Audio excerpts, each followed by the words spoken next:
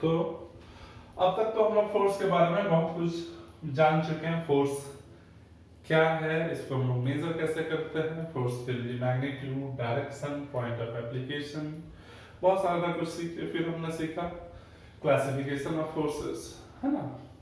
अभी एक और चीज है, इसको भी सीख लें। इसको बोलते हैं क्या, रिजल्टेंट फोर्स। रिजल्टेंट फोर्स क्या होता है, एक टर्म है क्या, रिजल्टेंट फोर्स। रिजल्टेंट फोर्स क्या होता है, रिजल्टेंट फोर्स बेसिकली इसको नेट फोर्स बोला जा सकता है, इसको नेट फोर्स बोला जा सकता है। मतलब क्या हुआ साहब, अगर मान लो कि एक ऑब्जेक्ट है मेरे ऊपर, एक फोर्स ऐसे लगा, एक फोर्स ऐसे लगा, एक फोर्स और ऐसे लग रहा है, एक फोर्स ऐसे भी लग रहा है। ये मान लो F1 है, ये मान लो F2 वेक्टर है, ये मान लो F3 वेक्टर है, ये मान लो F4 वेक्टर है।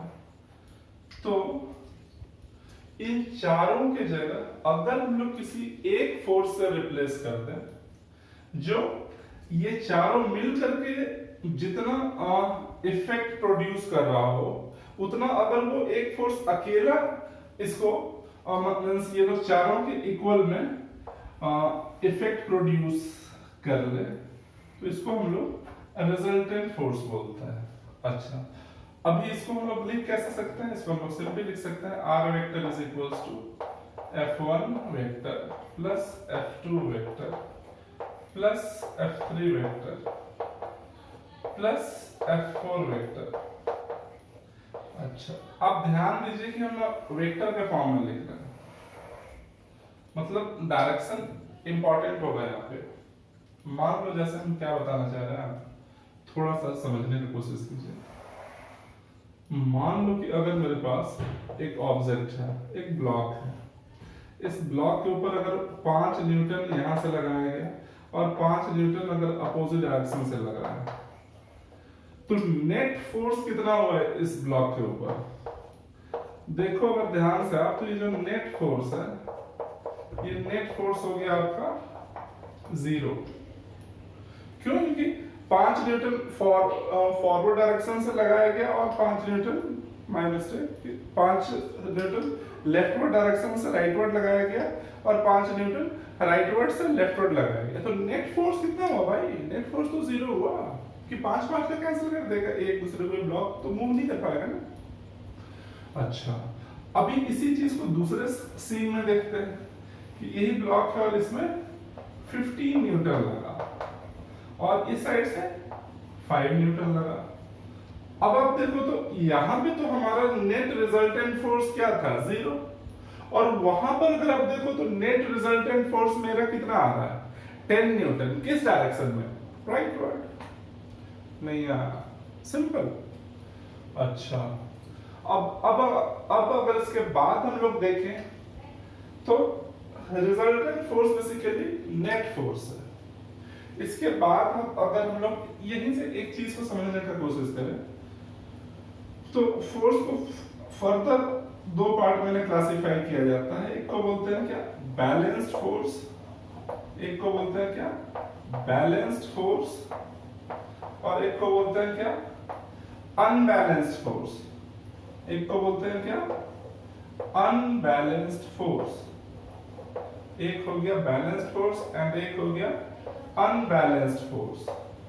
अच्छा, अब ये बैलेंस्ड एंड अनबैलेंस्ड फोर्स क्या है भाई, तो बैलेंस्ड फोर्स मतलब क्या, कि किसी ऑब्जेक्ट के ऊपर अगर नेट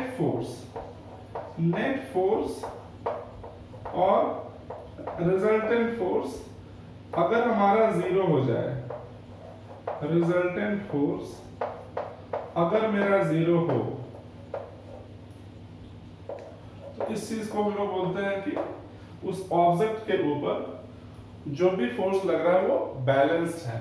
एग्जाम्पल आपके सामने में, एग्जाम्पल आपके सामने में। अच्छा, बैलेंस्ड फोर्स की एक खासियत है, वो खासियत क्या है कि बैलेंस्ड फोर्स ना सिंपली इट कैन चेंज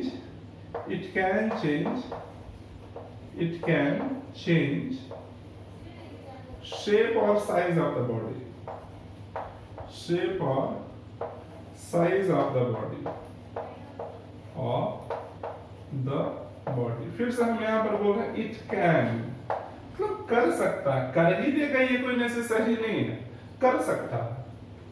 अच्छा, इसके बाद अगर हम लोग देखें अनबैलेंस फोर्स क्या होता है, तो नाम से ही क्लियर है, जो बैलेंस ना हो, बैलेंस ना हो इसका मतलब क्या हुआ कि ये जो पार्ट है हम तो हमारा net force resultant force, this thing can't be equals to zero.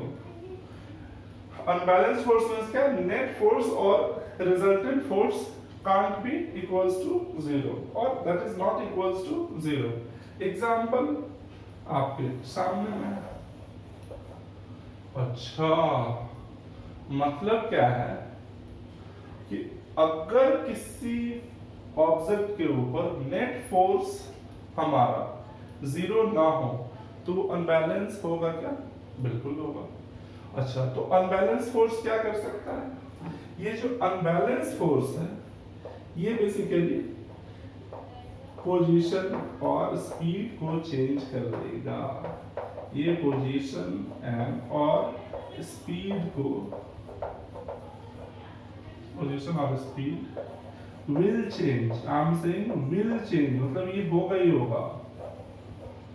अच्छा, तो पोजीशन और स्पीड को चेंज करने के लिए जो फोर्स रिस्पॉन्सिबल है वो क्या है? अनबैलेंस।